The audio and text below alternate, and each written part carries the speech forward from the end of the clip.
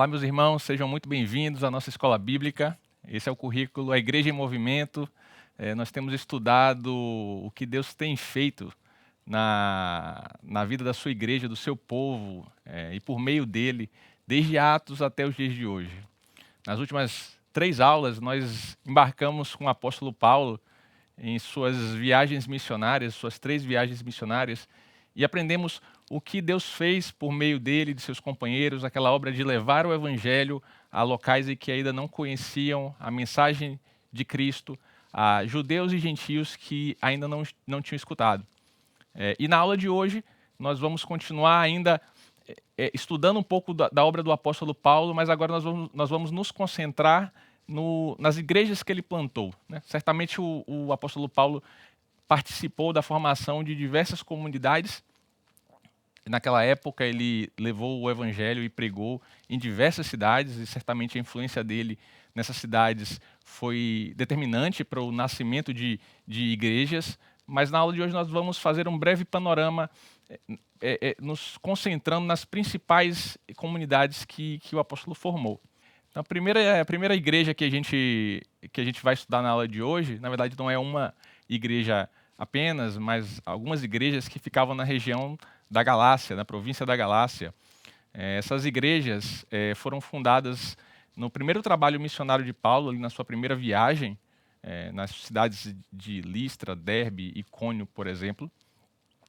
E nas viagens subsequentes, Paulo se preocupou em fortalecer essas comunidades, né? Ele passava novamente lá para verificar como aqueles cristãos estavam indo, como aquela igreja estava se desenvolvendo. Talvez uma das principais características das igrejas nessa região tenham sido as intensas perseguições que eles sofreram. Havia ali uma forte influência do judaísmo e uma forte oposição do judaísmo em relação à mensagem do evangelho, a mensagem de que Cristo era o Messias prometido. E a gente vê exemplos dessas perseguições nas passagens que mostram o trabalho missionário de Paulo ali em Atos capítulo 14. A passagem de Paulo e seus companheiros por essas cidades foi marcada por frutos importantes, como nós vamos ver, mas por uma oposição ferrenha, por muitas dificuldades e tribulações, né? Há aquele episódio em que Paulo chegou a ser apedrejado na cidade de Listra, dado como morto, logo após ele ter feito um milagre ali, e houve um grande movimento, um grande avivamento naquela região. Logo em seguida ele foi alvo da oposição e sofreu agressões físicas, muita oposição. Então era esse o cenário daquela região das igrejas da Galácia.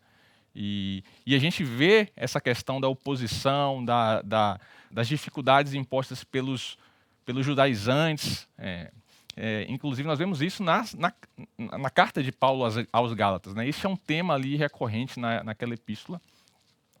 E um fruto importante desse trabalho, que posteriormente se mostrou um companheiro para o apóstolo Paulo, mas principalmente um grande pilar daquela igreja primitiva, foi Timóteo, né? Timóteo, a família dele era de Listra e foi convertida ali, e posteriormente, na segunda viagem missionária, Paulo convoca Timóteo para ser seu companheiro também. A gente vê isso lá em Atos 16. Então esse era o cenário das igrejas da Galácia. E a gente vê um pouco disso na forma como Paulo se reporta aos Gálatas em sua epístola. A gente vê lá em Gálatas capítulo 1, versículos 6 ao 7, ele tratando com eles com um tom muito duro. Um tom até estranho para geralmente o tom que Paulo iniciava as suas epístolas, geralmente um tom mais ameno, mais paternal. Ele começa de forma muito dura. Ele diz assim: estou muito surpreso em ver que vocês estão passando tão depressa daquele que o chamou na graça de Cristo para outro evangelho, o qual na verdade não é outro. Porém, há alguns que estão perturbando vocês e querem perverter o evangelho de Cristo. Então havia ali, Paulo lida naquela epístola com a igreja, com os discípulos, e ele se refere a esses perturbadores, a esses que estavam tentando trazer, nas palavras de Paulo, um outro evangelho, mas que na verdade nem é outro evangelho, não é um evangelho. Querendo impor aos convertidos que praticassem a circuncisão, como forma de cumprir a lei. Então a gente vê na Epístola aos Gálatas essa temática de lei e graça ali muito presente, de relacionamento entre judeus e gentios, e como o evangelho ele ultrapassa as fronteiras do judaísmo e ele tem como alvo, na verdade, todos os povos da terra. Os judeus também são alvos da graça de Deus, que se manifesta pela fé em Cristo e não pela prática das obras da lei, como a circuncisão. Então esse conflito, esse ambiente, né, essa atmosfera de conflito existente ali nas igrejas da Galácia, ela está presente quando a gente lê, a gente percebe isso quando a gente lê a Epístola aos Gálatas. A nossa segunda igreja que vamos tratar hoje, que teve como Paulo ali um dos seus fundadores, foi a igreja de Filipos.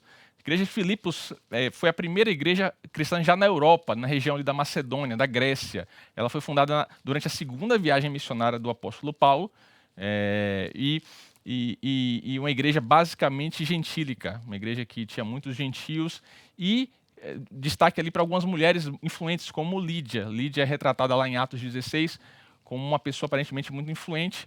Ela é comerciante de púrpura e se converteu diante da pregação de Paulo, não só ela, como mulheres influentes, como a passagem retrata. E ela certamente foi uma peça importante no estabelecimento daquela comunidade também. Paulo ficou hospedado na casa dela e seus companheiros durante um tempo. Então a gente vê a presença de mulheres como figuras importantes também no desenvolvimento, no estabelecimento dessa comunidade. E a igreja de Filipos, a gente vê isso pelo tom com que Paulo trata com eles na sua carta, na carta aos Filipenses. Ali há um tom muito íntimo, é um tom diferente do que a gente vê na Epístola aos Gálatas. É um tom muito íntimo, muito próximo, de muita amizade, de muita cumplicidade. É uma igreja que Paulo louva essa fidelidade deles para com Deus e para com o próprio apóstolo Paulo, a igreja que ajudou ele financeiramente. A gente vê isso em Filipenses 1, 3 ao 5, Filipenses 4, 15 ao 16. Essa igreja não era uma igreja perfeita, obviamente, ela passava pelos seus próprios conflitos, ela passava por conflitos internos. A gente vê em Filipenses 4:2 Paulo se referindo a uma desavença ocorrendo entre pessoas daquela comunidade. Então existia conflitos entre pessoas da igreja de Filipos, e também havia uma forte oposição externa também. A cidade de Filipos, uma cidade da região da Macedônia, era um importante centro do culto ao imperador. Então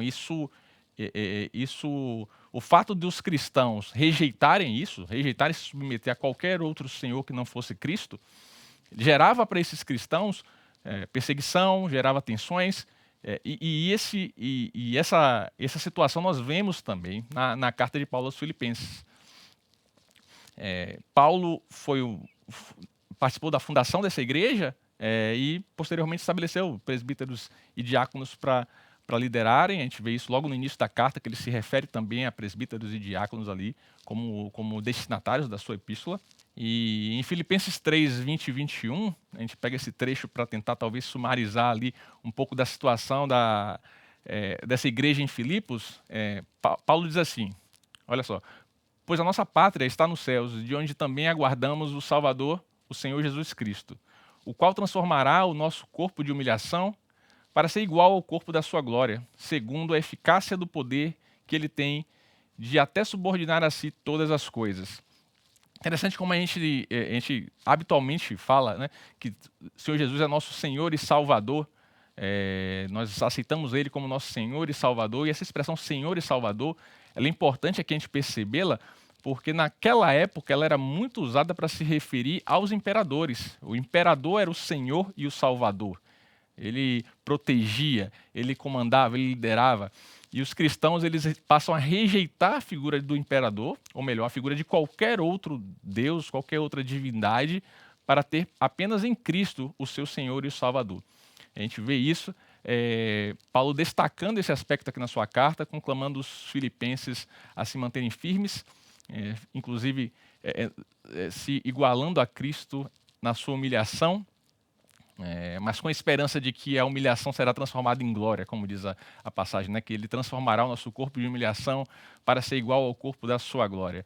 Então, Era uma igreja que experimentava perseguições, experimentava as tensões, mas Paulo buscava lembrá-los de que, mesmo diante das lutas e dificuldades e dores, Cristo era a esperança final. Igreja de Tessalônica, outra igreja que foi estabelecida na segunda viagem missionária de Paulo. Isso a gente vê lá em Atos 17, do 1 ao 9. É uma igreja que, pela forma como Paulo escreve a eles, a gente vê lá na primeira carta aos Tessalonicenses, é uma igreja que era um modelo de fé, um modelo de perseverança. Era uma igreja que foi louvada por Paulo por diversos motivos, pela sua fidelidade, pela sua seriedade, com comprometimento com o evangelho. Havia também naquela comunidade, e a gente percebe isso especialmente na segunda carta aos Tessalonicenses, havia uma preocupação, uma ênfase na esperança escatológica, no final dos tempos, na segunda volta de Cristo. A própria cidade em si de Tessalônica já tinha muito essa questão com o fim dos tempos, eles tinham essa preocupação, e Paulo, inclusive, precisou esclarecer a eles, a gente vê isso na segunda carta aos Tessalonicenses, lá no capítulo 2, Paulo esclarece alguns aspectos acerca da volta de Cristo, como é que vai ser, como é que não vai ser, porque essa era uma preocupação para aquela comunidade. A gente vê Paulo e seus companheiros de viagem, Silas, que se juntou a Paulo a partir da segunda viagem missionária, ali quando Paulo se separou de Barnabé, e Timóteo também como mentores dessa igreja. A gente vê referência a eles na redação da carta, quando Paulo se refere a eles como os remetentes da carta a essa igreja. Vamos tentar resumir um pouco do que seria a igreja de Tessalonicenses, a igreja de Tessalônica, nessa passagem, que diz o seguinte: e vocês se tornaram nossos imitadores e do Senhor, recebendo a palavra com a alegria que vem do Espírito Santo, apesar dos muitos sofrimentos. Assim, vocês se tornaram modelo para todos os crentes na Macedônia e na Acaia. Porque a partir de vocês, a palavra do Senhor repercutiu não só na Macedônia e na Acaia, mas a fé que vocês têm em Deus repercutiu em todos os lugares, a ponto de não termos necessidade de dizer mais nada a respeito disso. É uma igreja que, apesar dos seus problemas e suas dificuldades, apesar da perseguição que experimentava, dos sofrimentos, Paulo vai mencionar os muitos sofrimentos, é uma igreja que Paulo os louva pela alegria com que eles mantinham, essa alegria que vinha do Espírito Santo, pela forma como eles se tornaram imitadores de Paulo, imitadores desses mentores dessa igreja e imitadores do Senhor Jesus. É uma igreja que então se tornou esse modelo. Ele menciona, vocês se tornaram um modelo para todos os crentes daquela região. Inclusive a fé deles repercutiu não apenas naquela região, mas em todos os lugares, a ponto de Paulo não ter mais o que dizer sobre aquilo. Vamos seguir, igreja de Corinto, igreja numa cidade, uma metrópole da época, é uma cidade comercial, uma cidade multicultural. A gente vê a passagem de Paulo por Corinto, lá em Atos 18, né, do versículo 1 ao 17. Essa igreja, ela recebeu cartas doutrinárias, cartas que se tornaram fundamentais não apenas para essa própria comunidade, a igreja de Corinto da época, mas para toda a igreja. A gente aprende muito com as cartas aos coríntios, diversos temas estão presentes nessas cartas. É até difícil você resumir o tema central, por exemplo, você pegar a carta de 1 aos Coríntios, difícil você encontrar um tema central da carta, porque Paulo trata de diversos temas ali. Fala de unidade da igreja, das divisões, fala do seu próprio apostolado, fala sobre casamento, questões relacionadas à sexualidade, à ética sexual, a dons espirituais, fala sobre a ressurreição de Cristo, enfim, uma série de temas que são temas fundamentais para a edificação da igreja, para o dia a dia da igreja, estão presentes nessas cartas, a igreja de Corinto. Então, a plantação dessa igreja e o trato de Paulo com ela resultou em um tesouro inestimável para a igreja que viria a seguir. E é uma igreja que apresentava muitos desafios, é uma igreja que apresentava muitas dificuldades. A gente vê isso nas cartas de Paulo, especialmente na primeira carta aos Coríntios. Nós vemos ali vários problemas sendo levantados por Paulo, questões graves de imoralidade sexual, questões graves envolvendo divisão entre os membros da igreja. Um é de Paulo, um é de Apolo, outro é de Jesus. Problemas sérios envolvendo a ordem no culto, o mau uso dos dons espirituais. Enfim, aos nossos olhos, talvez a gente diagnosticasse, poxa, talvez isso não seja nenhuma igreja saudável. Ou talvez alguém mais severo vai dizer, olha, isso não é nenhuma igreja cristã. Jesus não está ali. Mas pelo contrário, a gente vê um Paulo que se preocupa com aquela igreja, que não abandona ela, que lida com ela a fim de que ela melhore, que reconhece nela todos os dons e toda a graça que Deus depositou sobre aquela igreja. Paulo reconhece isso, a gente vai ver isso daqui a pouco. E Paulo luta com essa igreja, né? Luta para que ela se torne uma igreja saudável, luta para que ela se torne uma igreja mais santa, que reflita de forma mais clara a imagem do Senhor, a unidade que há em Cristo. Então, esse é um aspecto, já um aprendizado que a gente tira aqui.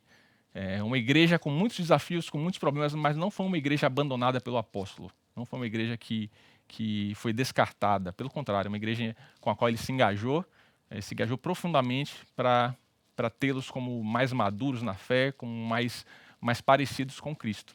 A gente vê Paulo e Apolo como líderes de mais destaque ali naquela comunidade.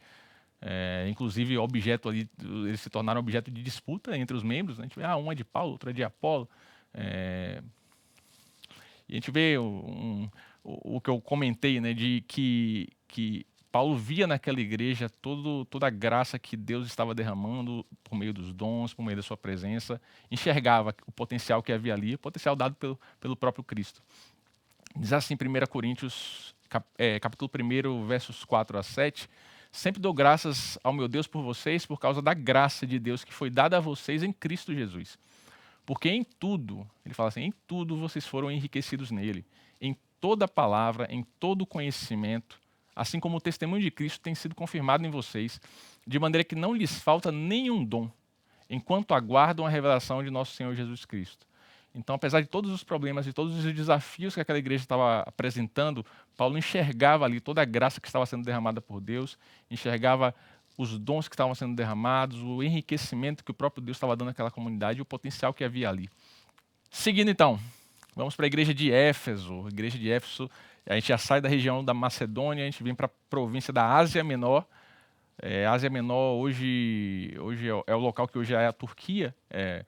E Éfeso se tornou o centro do cristianismo na Ásia Menor. A cidade de Éfeso em si era a maior cidade da província da Ásia, uma cidade de grande importância comercial para o Império Romano e também com muitos desafios para a chegada e a propagação do Evangelho. A cidade tinha uma importância religiosa muito grande também na época. Ali que ficava o templo famoso, o templo da deusa Ártemis, ou da deusa Diana, como os romanos chamavam. Um templo, era um monumento aquele templo, já foi considerado uma das 7 maravilhas do mundo antigo, muito grande. Havia não apenas a importância religiosa do templo, mas ele trazia toda uma questão econômica que girava ao redor dele, por meio de um comércio relacionado aos adoradores de Ártemis. O próprio templo se tornou uma espécie de banco. Então ele captava recursos financeiros. Então era uma cidade de muita idolatria, né, que era envolvida em muita idolatria e, portanto, de muita oposição ao Evangelho. A gente vê a igreja de Éfeso com Paulo, tendo Paulo juntamente com Timóteo, e a tradição vai dizer que posteriormente João chegou a liderar essa igreja também, o apóstolo João. Inclusive, Éfeso fica muito próximo da ilha de Patmos, onde João foi preso e ficou por lá, onde ele recebeu a revelação do Apocalipse, inclusive. E foi uma igreja que se mostrou com uma forte base doutrinária, era uma igreja doutrinariamente muito saudável e que teve uma influência duradoura, estava situada numa cidade muito grande e muito influente em toda a região, né? A influência não se restringia à própria cidade de Éfeso, mas pela própria importância da cidade, essa influência ela se propagava nas outras cidades da província da Ásia.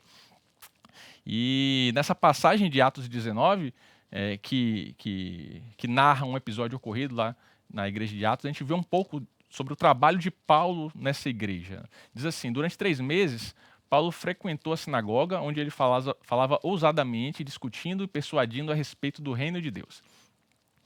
Mas como alguns deles se mostravam teimosos e descrentes, falando mal do caminho diante da multidão, Paulo se afastou deles. E levando consigo os discípulos, passou a falar diariamente na escola de Tirano. Paulo fez isso durante 2 anos, de modo que todos os habitantes da província da Ásia ouviram a palavra do Senhor, tanto judeus como gregos. O apóstolo Paulo ele passou muito tempo na cidade de Éfeso, ele dedicou muito tempo do seu ministério lá, e os frutos eles estão presentes. O Lucas, que narra, que escreve o livro de Atos, ele vai falar que todos os habitantes, não apenas da cidade de Éfeso, mas de toda a província da Ásia, eles ouviram a palavra do Senhor, e isso tanto judeus como gregos, Paulo levando ali o evangelho para judeus, obviamente, para eles saberem e descobrirem que Cristo era o Messias, mas para os gregos, para os gentios, que estavam sendo incorporados a esse povo da aliança. Então esse talvez seja um resumo aqui do trabalho de Paulo lá em Éfeso. Bem, então, à luz desse muito breve panorama que fizemos sobre essas igrejas que Paulo teve um papel preponderante na sua fundação, o que podemos tentar extrair de lições para os dias de hoje? Primeiro, com a igreja de Tessalônica, a gente talvez consiga ver um pouco da questão da perseverança na fé, a importância de perseverarmos na fé, mesmo diante dos sofrimentos e da oposição. Paulo vai dizer em 1 Tessalonicenses capítulo 1, versos 6 a 7, diz assim: e vocês se tornaram nossos imitadores do Senhor, recebendo a palavra com a alegria que vem do Espírito Santo, apesar dos muitos sofrimentos. É a alegria que vem do Espírito no coração daqueles crentes de Tessalônica, apesar dos muitos sofrimentos. A igreja ela deve estar pronta para enfrentar os muitos sofrimentos que vão se apresentar. Eles sempre vão se apresentar. Talvez em determinado momento da história eles sejam mais intensos, em determinado local eles sejam mais brandos, mais moderados, mas crentes que tentam ser fiéis ao seu Senhor, eles vão enfrentar a oposição, eles vão enfrentar muitos sofrimentos nesse mundo. Porque a gente precisa se lembrar que o nosso Senhor, né, ele venceu por meio do sofrimento. Ele não venceu sem passar o sofrimento, ele venceu na cruz. A nossa vitória está na cruz de Cristo e na sua ressurreição. Mas antes da ressurreição ele veio à cruz, o sofrimento, e somos imitadores dele. Então nos assemelhamos a ele no seu sofrimento também, para que no futuro nos assemelhemos a ele em sua glória. Então nós aprendemos com os Tessalonicenses que precisamos manter a perseverança, precisamos manter a esperança viva, e isso não significa uma experiência de tristeza, mas uma experiência em que recebemos a alegria do Espírito Santo, apesar dos sofrimentos e tribulações que se apresentem. Com a igreja de Corinto, nós vemos a importância da unidade e da pureza doutrinária. Aquela igreja ela estava experimentando, talvez ela não estivesse experimentando isso, provavelmente não. Quando Paulo se dirige àquela igreja, na sua primeira carta, pelo menos, não era esse o cenário. Mas Paulo lembra a eles: olha, irmãos, pelo nome do nosso Senhor Jesus Cristo, peço-lhes que todos estejam de acordo naquilo que falam e que não haja divisões entre vocês. Pelo contrário, que vocês sejam unidos no mesmo modo de pensar e no mesmo propósito. A união é uma das marcas de uma igreja verdadeira. A união entre os seus membros, Paulo mencionou o mesmo modo de pensar, apesar das diferenças que naturalmente existem entre as pessoas, que existiam naquela igreja também. Paulo chama a um mesmo modo de pensar, e esse mesmo modo de pensar ele deve ser alicerçado em Cristo para que ele de fato aconteça. Então, é a unidade casada com essa preocupação com a pureza doutrinária. Não é uma unidade no erro, é uma unidade em torno de uma doutrina que se busca ser pura, mas o mais próximo possível do que está presente nas Escrituras. A gente vive num tempo em que as pessoas estão cada vez mais polarizadas, a sociedade está cada vez mais fragmentada, E vivemos um tempo que é carente de unidade.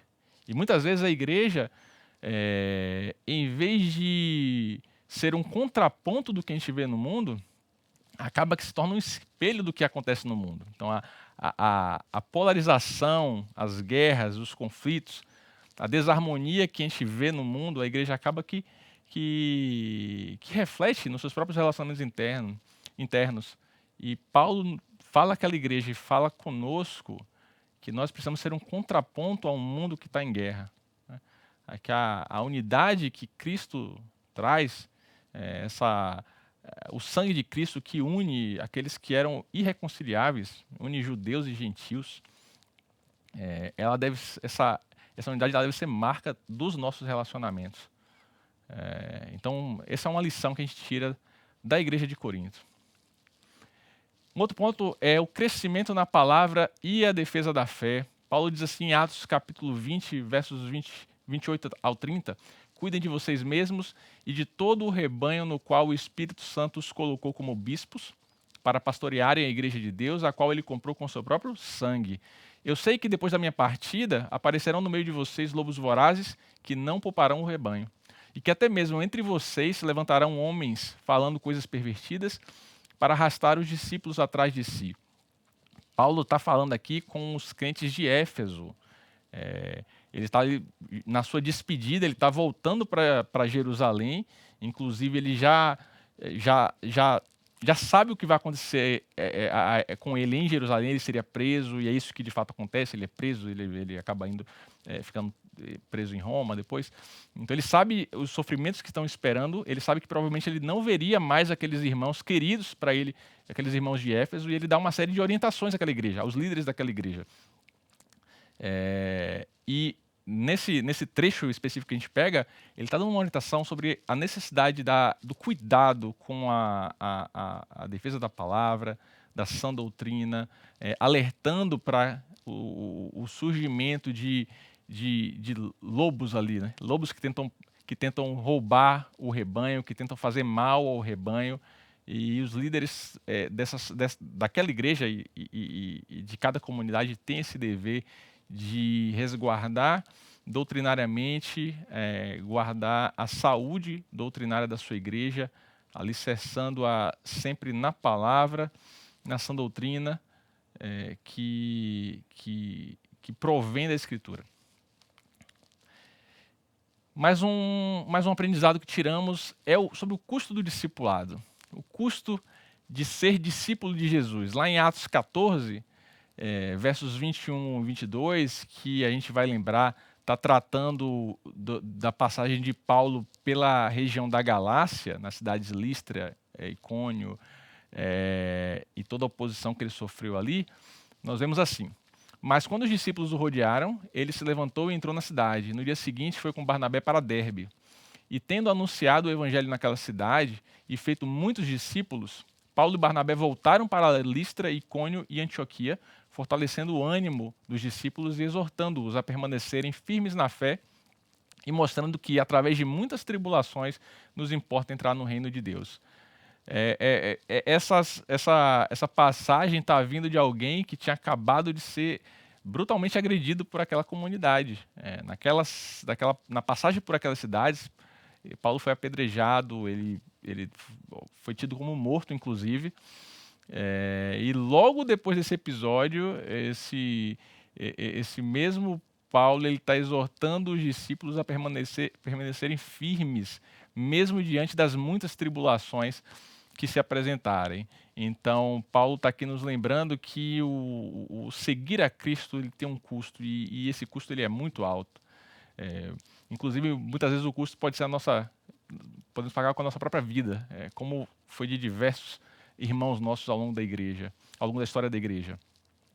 Então, Paulo nos recorda aqui que devemos permanecer firmes, que as tribulações elas vão se apresentar, que os sofrimentos eles virão na vida da igreja, que o seguir a Cristo é como o próprio Cristo, né, fala, tomar a sua cruz diariamente, né, negar a si mesmo.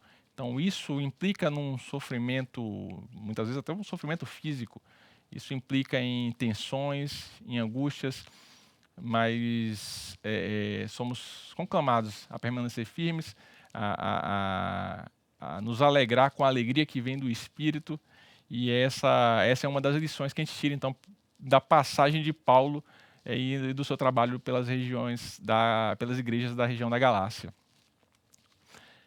Então, encerramos essa aula com esse trecho do apóstolo Paulo, que a gente encontra em Atos capítulo 20. Paulo, responsável pela fundação de tantas comunidades, pela expansão do evangelho em diversas regiões, em regiões distantes. Paulo que foi usado por Deus para operar muitos milagres, para ser audacioso na proclamação do evangelho.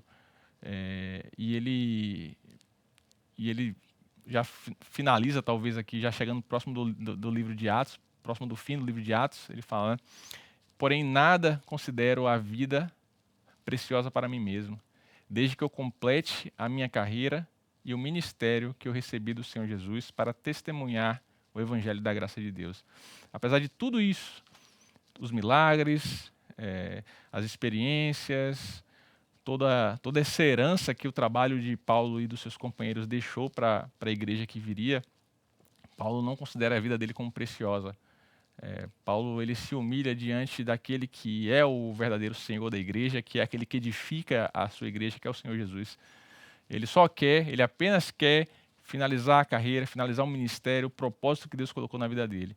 E que assim seja conosco, meus irmãos, que não tenhamos a nossa própria vida como preciosa, mas que tenhamos essa obra que Deus coloca nas nossas mãos, em nosso tempo, hoje, essa obra assim como algo precioso e que precisamos terminar bem, terminar com sucesso pela graça do Senhor Jesus.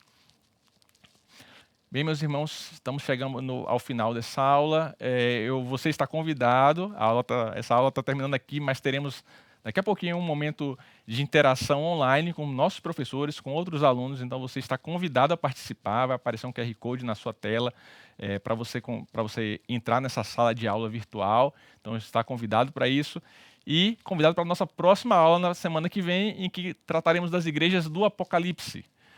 Começaremos uma série de aulas sobre as 7 igrejas do Apocalipse e semana que vem falaremos sobre as igrejas de Éfeso e Esmirna. Desde já você é o nosso convidado. Que Deus nos abençoe e até a próxima.